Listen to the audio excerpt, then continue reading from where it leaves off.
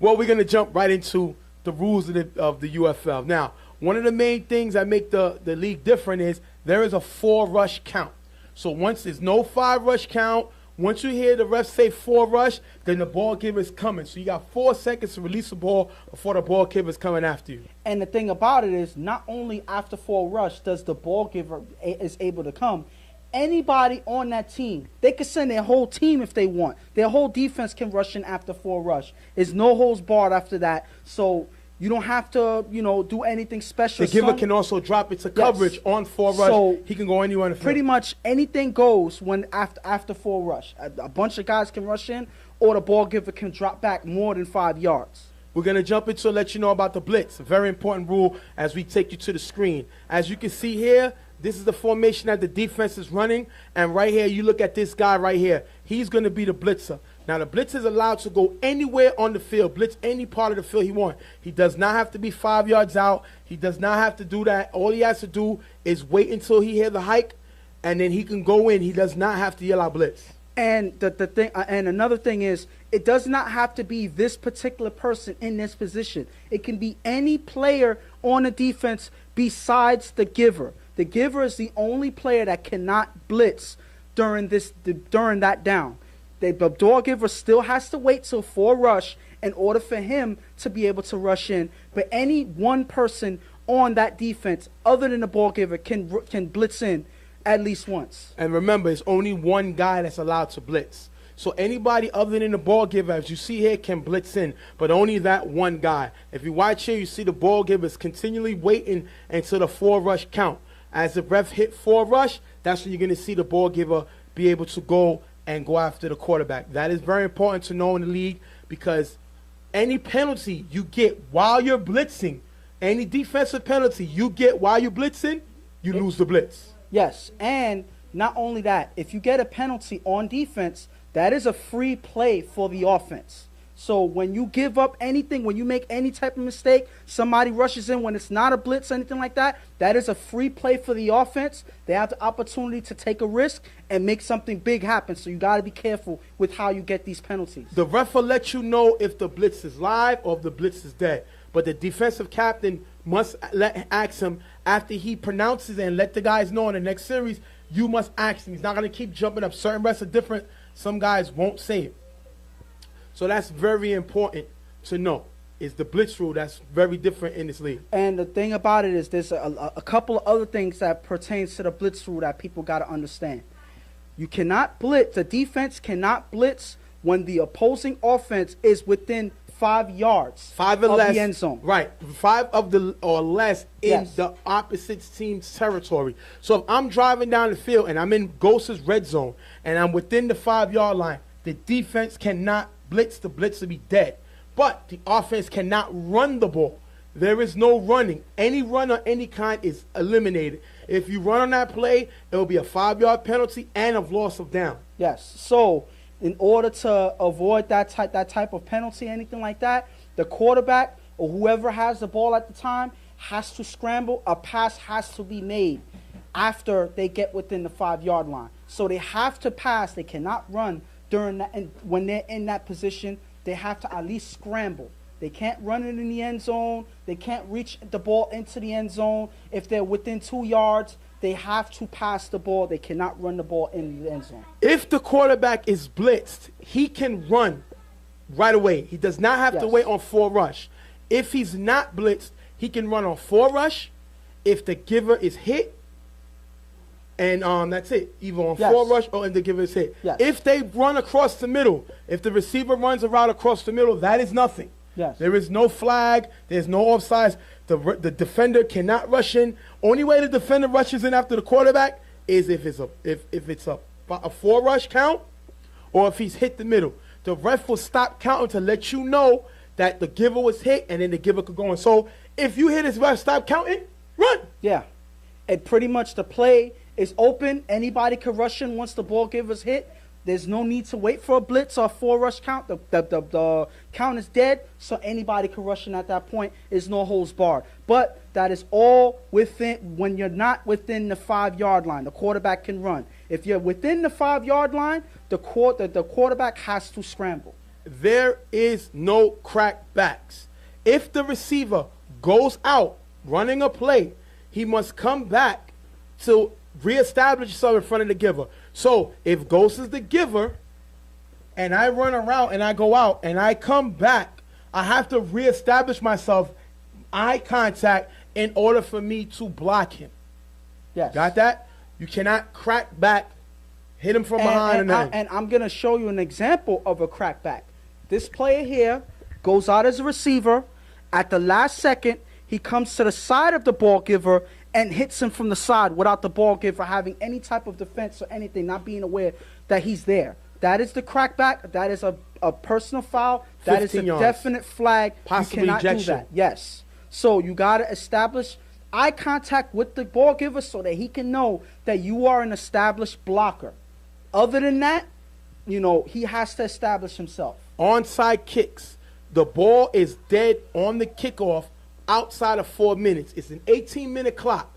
So outside of 18 minutes, anytime the ball hit the ground on the kickoff, the ball is dead, as you can see here. But under 4 minutes, first half, second half, the ref will yell out, 4-minute warning. That means the ball is live. Any type of fumble on the kickoff is live. You can pitch it, drop it, whatever type of fumble on the kickoff, the ball will be live. The defense can recover the ball. And understand that it's only on the kickoff. Right. Any other play, if it's a regular offensive play and there's a fumble made or whatever, The ball will be dead on the spot. on the spot. So if you pitched it back and it dropped on the ground, the ball is not live, but the ball will go back where it bounced at. That's where the ball will be dead on the spot. So that's very important to know. What else? What else can we jump and say that we can show? We're going to talk about the force outs. Yes. Now, as far as back to the blitz, you get one blitz before the first down, one blitz after the first down. There's no blitzing on the extra point. So basically, every first down, you get one blitz. Yes. You can't carry the blitz over. Pretty much every 4 downs, you get one blitz. Right. Now, force outs. If the wide receiver, running back, whoever, the offensive player goes up for the ball, he must get 2 feet down. If he's in the air and he catches the ball, as you can see here, the defender can push him out of bounds, and that is live. He would not be given credit for the catch. It's like we said, that is a way to have, a lot of times certain leagues or whatever would give the opportunity for the ref to make a call, make a Right. decision to say, hey, if he would have went in, landed in we or go whatever. straight NFL. Yes, straight NFL. Pretty much, if you're not in bounds, regardless of what, the play is dead. It's not a complete pass or anything like that. So the defense has the opportunity to force you out of bounds, regardless if there's contact or not. If you do not get 2 feet in bounds, it is not a catch. The pass interference call is a spot foul, meaning wherever you would have caught the ball is where you get the possession on to the next down. But if the pass interference happens on 4th down, you get the 4th down done again. So whatever the spot of the foul, and you get the replay of 4th down. Yes, so pretty much a lot of other leagues will give you the first down on an automatic pass interference. Like as soon as pass interference call, you get another 4 downs. At the end of the day, there's no first downs other than the 1 first down we Right. normally have. Right. So it doesn't make any sense to give the team back another 4 downs. You get the spot right there, next play. Unless it's 4th down, you get the down done over. The down done over. You get Right. a 4th down. Yes, a recount of 4th down. Other than that, where the penalty was committed, Right. you get that spot. Now, the most important rule in the league, Yeah. the curse rule. Now, the curse rule consists of you get 1 team warning. Me and Ghost are on the same team. If Ghost curses, he gets 15-yard penalty, and that's the team warning. Yes. The next man that cursed on that field, he is ejected. So if Ghost cursed first, he gets the warning for the team. The next man on the team to curse is out. So if I curse after the second time, I'm out the game. Yes. No negotiation, no arguing the call. That's it. And pretty much it doesn't matter who it is, that person that got the warning, that's the team's warning. It's not that player's warning. So the next person that cursed completely is out of the game. It doesn't matter the team gets a warning, like that person has to curse twice in the game to get ejected. No. That one person gets the warning. If the next person, on somebody else on your team or on your sideline or whatever, curses and the ref can point him out that, yeah, he cursed, he heard him curse, he is out of the game. The ref must be able to point out who cursed, though. So let's pretend Ghost is in the huddle with his guys, and I, as the ref, heard the curse come out that circle. I know it came out that circle. I can flag it, but I can't eject somebody because I don't know who cursed. No matter what, the ref must be able to point out who cursed. Now, if a coach gets the curse on the after the warning, the coach must leave the sideline. He can no longer coach the team. The player who gets ejected from the game can go on the sideline with his team. Yes. But he's out. The coach must leave.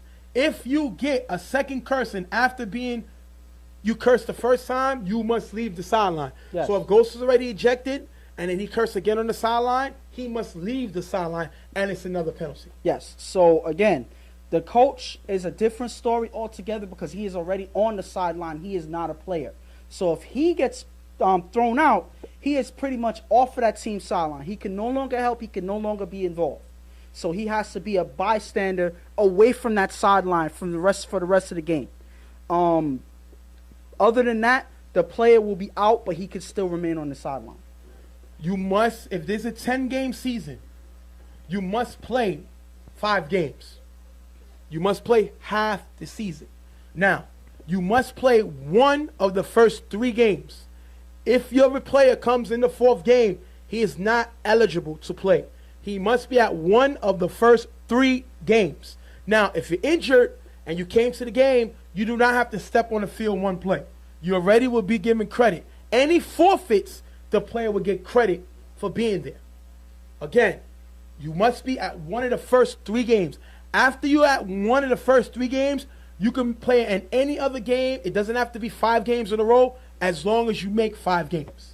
Yes, so pretty much by the 10th game, we already know who made it, who was here, enough games, whatever. We take attendance on the field. Yes, we have attendance taken on the field. So each game, we're going through who's here, who's not, what your name is, what team you play on, how many times you've already been here. We do that, and we also have our camera people that record the games so we can literally see if you were at the game or not. Right. So we're paying attention. You can't pull a fast one with the staff where the playoffs come and all of a sudden this guy's here. And don't do it to yourself, because not only do you kill the integrity of the game, you can forfeit the game. Yes. If we look back at the video and that player was not here at least 5 games, you can forfeit that game. Don't make us call. We have never had to call a game on a forfeit. Don't make us do it now, because we will have to do it. And we also want another rule that's very important is the my brother's keeper rule. Yes. You have to explain that one.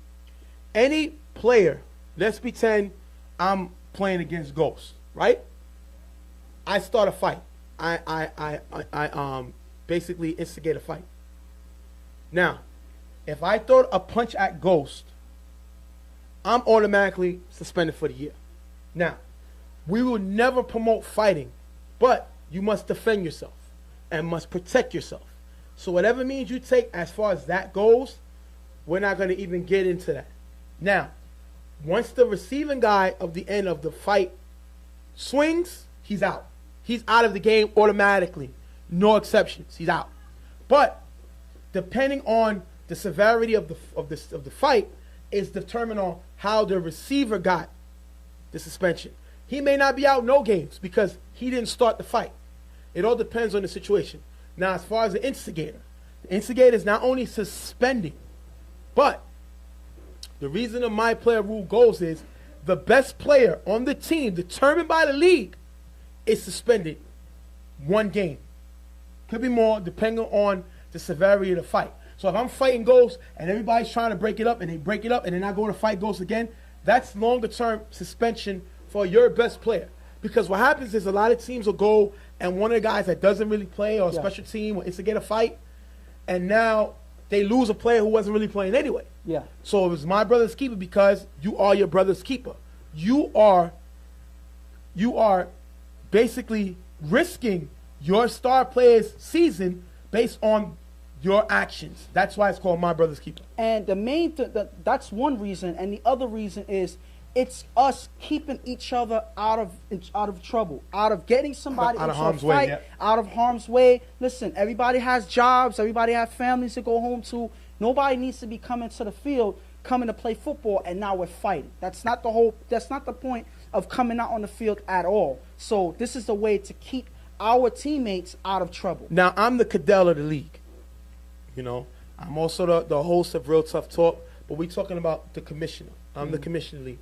I hand out all suspensions. Now, this is how the suspension goes. Let's pretend Ghost got into the fight, right? He started the fight. Whatever reason happens, and it goes based on, remember, once the guy threw the punch, throws the punch, he's out for the year. It's gone. Now it goes to the My Brother Keeper rule. He's not the best player on the team.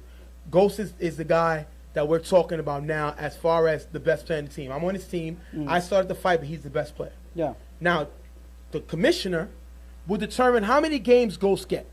Now, I may say Ghost only needs to get 1 game because the fight wasn't that serious. I may say 3. Yeah. It's from 1, the max is 3 games. But if you appeal, right, my ruling, it goes to the board. I am not the head of the board. We have a board. It consists of people outside of the league. Now, that's for one man, don't have all the power. So it consists of people outside the league. I only have 1 vote on that board. I have no power in that when it comes to the committee. Now, if the committee votes and they feel they want to go on my ruling, and let's pretend I gave you 1 game and you want to appeal for him not to get no games, and you lose the vote, then I can raise your suspension. Because basically you're challenging my ruling. Yeah. And that's basically challenging my integrity. So I could go from 1, it could jump to 3 games automatically. But if you feel it all goes to the player and the team's credibility, the team's been good, there have been no issues with them, they might overturn my suspension, and it may go from 1 game to 1/2. Yeah. To no games, to nothing. So you got to know what you want to appeal and what you don't want to appeal. And the board came up with the fact to not have 1 man have overseeing power. But at the same time, you got to understand, is it worth the risk? If you know that your team is guilty of this penalty or this suspension or anything, if he's deserving of this suspension and you know he's the one who caused the problem, he instigated a fight, or and your team has a bad member, it goes to the team now. Yes. It goes to their reputation, the player's reputation, the guy being suspended reputation. So go ahead. I'm sorry. So pretty much based on all of that, if you know that this was the case, that your guy was the instigator, or if he is guilty of the issue that got him the suspension, then it doesn't make no sense to fight it. Listen, let him get the game, let him miss that game or whatever, and then it's done with, and you can go on to the next week, and you don't have to worry about it no more. You serve that suspension, and that is it. So I say, if you know that it doesn't make no sense to fight, then don't fight it. But what ways would you fight it? Well, if I know that this person wasn't really, if I feel in my heart that this person wasn't guilty of this issue and he's never had any issue before, then I would fight and I will appeal and say, listen, I don't think he's deserving of this penalty because, he's not that type of person. Remember, we're talking about the my player, not the guy who threw the punch. Yes. We're talking about the guy being suspended on the team. Go ahead. Yes. So the person being suspended, you can bring his integrity up and say, listen, this guy doesn't get into trouble. He didn't do this, or he's not that type of person that will normally get into these issues. Can he get a break from this or whatever? I don't think he deserves a suspension. And it could be overturned. Yes, it can be overturned if the board agrees with you on your argument saying that this person is undeserving. Then that call will be overturned. Obviously, by now, Ghost is one of the people on the board. Yes. But as you've seen in the show that we do, he doesn't agree with everything that I do. No. And he can go by his vote. Don't think because he's my brother, he's going to throw his integrity out and say, well, I gotta go with him. If he doesn't feel is warranted, you would definitely vote against the suspension given. Pretty much, it's all to be fair. Right. It's not necessarily saying, hey, this person rules over everything. This person has a personal vendetta against you, so he's going to suspend you because no, that's not how it works. Because not one person has that ability and that power, that leverage to make a decision like that on their own. The challenge rule. Challenges are only acknowledged in the playoffs. It doesn't go on a regular season. So as the playoffs come, we will get into it. We're not going to get into it now because it doesn't matter in the regular season. Yes. Is that it? Any other rules you can think of that we need to really talk about? We think, can add on rules. We'll let you know. But those are the main. Oh, last year, any penalty that forces the team to get the first down was an extra 10 yards. Yes. It's been reduced to it's 5 yards. Right. So any penalty you get and it forces the team to pass the first down, it's an additional 5 yards, not 10. Yes. So it's been reduced. Yes, because we felt that, the extra 10 yards was a little excessive. Right. And it made a big difference when those flags were thrown. Given the cursing penalty and all that. So anything. It's been reduced. It's an off-season move that the board came up with, and they decided to change it to 5 yards. But and that's one thing. It was a vote. I had 10. They overturned what I wanted, and they went with their vote, and they moved it down to 5. Yes. So even though, we don't normally give out who voted for what, that's supposed to be for the board to know. But we just want to let you know. Yes. Because Ghost was one of the people that voted against me. it. Yes. Because I figured it was too excessive, and it kind of dictated the game a little bit more than we would have wanted. So, and that's why we voted, and we overturned that and reduced it to 5 yards. But the reason why we have the rule in the first place is so that teams, especially the defense, don't commit penalties on purpose. Because we're trying to respect the first down. It's there for a reason. We know a lot of teams, decide to, get a penalty just to eliminate the first down altogether. So, our field is big. Right. So a lot of teams need that first down. Right. So we want to give that opportunity for those teams to have that there because it's there for a reason. Now, this is very important. Any play that's deemed dirty, you may not get caught on the field. Refs miss it. If we look at the video and you've been caught on the field doing something dirty, you will be suspended. The coach, captain of the team will be notified, and you will be given a suspension based on the situation. Now, just because it's not seen on the field does not mean it's not seen on the video. We have handed out suspensions for guys with dirty hits that was not called on the field but caught on the video. And the thing about it is, a person can argue that, hey, this person didn't mean to do it or whatever. It was a bang bang. It wasn't meant to happen or whatever. It wasn't intentional. We can see on the film if it was intentional or not. And challenge it. Like you said, whatever ruling I give, if you don't like it, challenge the ruling. It'll go to the board. But again, the board has to actually come to a meeting. They have to meet up. So that's why if they rule that in my favor, then you wasted the board's time. Yes. And you will be getting more. So if you had one game, it's going to go to 2. If you had 2 games, it's going to go to 3. So just know why. In certain circumstances, like Ghost said, that I would challenge the appeal, the ruling. You got to know when, though. But just understand that the hit is most likely going to be a clear shot on film because we don't miss much. Right. And we've suspended guys for either blatant late hits, a dirty hit, a cheap shot. We've caught a lot, the majority of those, and we've suspended those players pretty much without argument because they even knew that it happened. There was no way to argue it, Now, colors. We will go through the situation with colors. You must have colors by week 3. So coming into week 3, you have 2 weeks. Now, what I'll do for y'all is, if you don't have jerseys, which we want because it's easy to keep stats, the video looks better, you must get jerseys or t-shirt. If you don't have it, you must wear matching colors. So I will call you the night before or 2 days before. If you don't got shirts, and let's pretend you're playing Ghost team, and this is those team colors. Yeah. I would tell all your guys to wear black. That way you can send a text to your guys, and they all will have black, no issues. They must wear black. So if the team that you're playing wears black, then I'll tell you wear white. Yes. But everybody must be in white. For every player not in color, you use a timeout for the game. So if you have 6 guys that don't have the colors, you have no timeouts, basically. Yes. So, again, that is something that we've been trying to get guys to follow, but we're getting more strict now because it's more work on us to keep your stats, to keep track of who's here, who's not, anything like that. It's more work for us, and we're trying to avoid that by getting strict because it's not that hard to have matching colors. Even if it's a T-shirt that's white, that has, a number drawn on it. Right. Something simple like that. It looks ugly in the video, and we're trying to get sponsors in. we trying to talk to Nike, Under Armour, because we're doing something positive. We show them footage of Real Tough Talk, which shows footage of the highlights. If everybody's wearing different colors, would you invest money into that? Yes. So pretty much it's just, it looks like a pickup game. You know, a bunch of guys just coming together and playing.